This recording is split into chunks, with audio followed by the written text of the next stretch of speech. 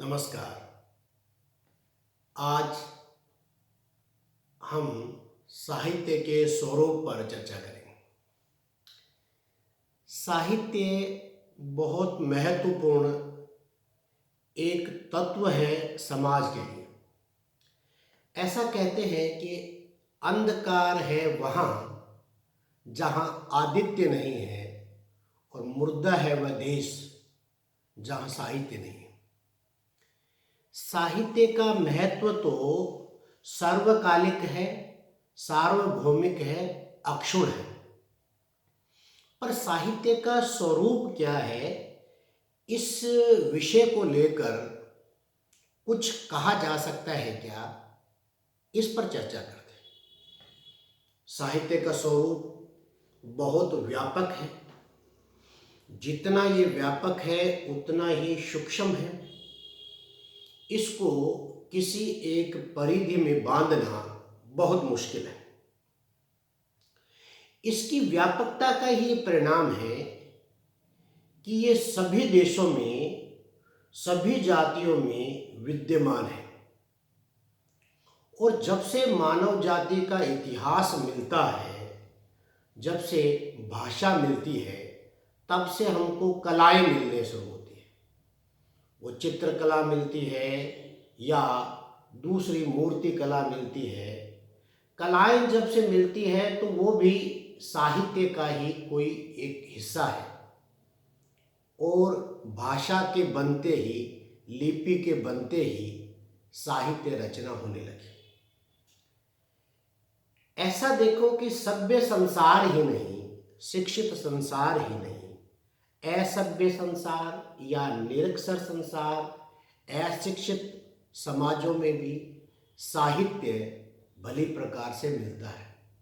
जिन्हें हम निरक्षर कहते हैं, अशिक्षित कहते हैं, उनके कंठों से भी साहित्य की धाराएं बहुत मृदु स्वर में प्रवाहित होती रही। अच्छा, कुछ लोग ऐसे कहते हैं कि साहित्य का संबंध सभ्यता से है।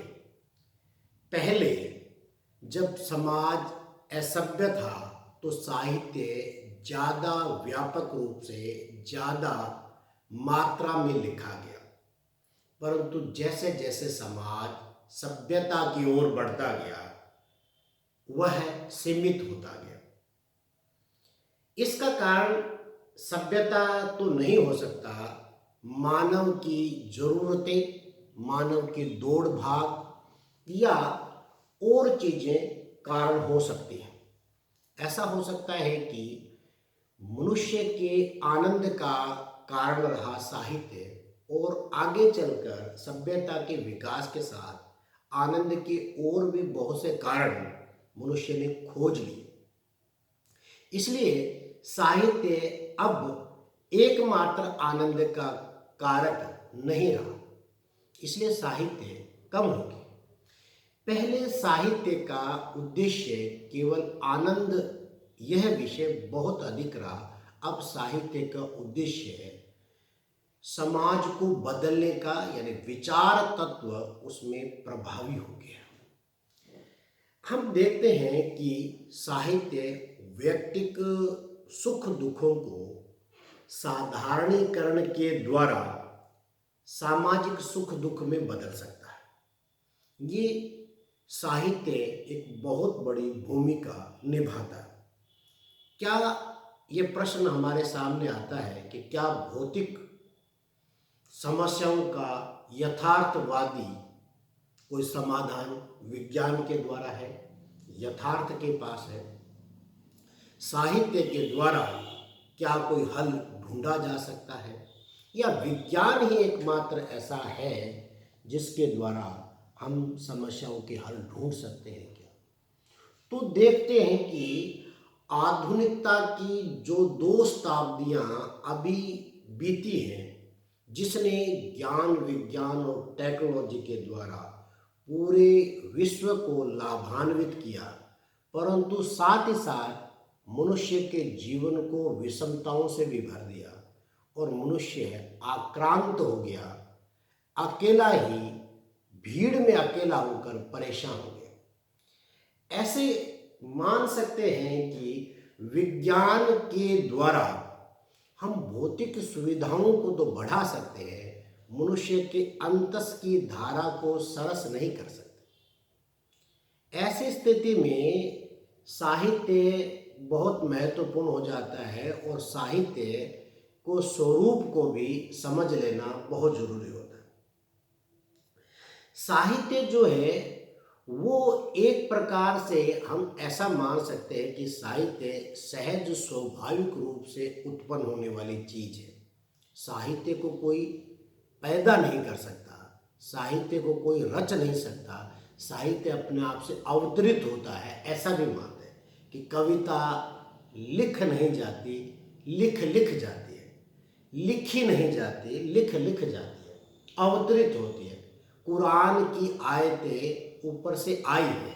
इसी तरह से वेद भी अपोषय है। वेदों को भी मंत्र दृष्टा रहे, मंत्रों को उन्होंने देखा, चलते हुए कहीं देखा, वो दिखे तो वो उनको संकलन कर लिया। ऐसा क्यों कहा गया?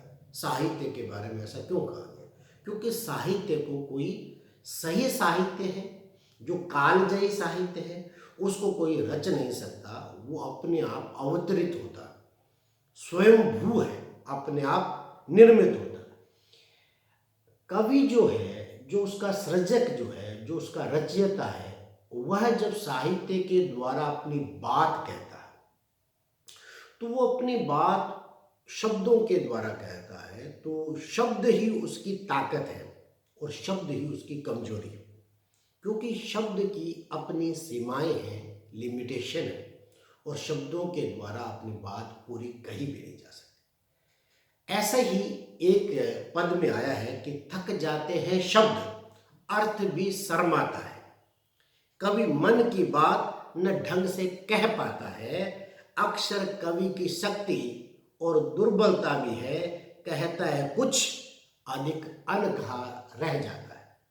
कहता है कुछ, अधिक अनकहा रह जाता है। ये कविता के बारे में, साहित्य के बारे में है कि वो कितना कहता है और कितना उससे छूट जाता है, और कवि क्या कहता है और पाठक या भावक तक कितना पहुंचता है और कितने रूपों में पहुंचता है। ये साहित्य की अपनी महत्ता है।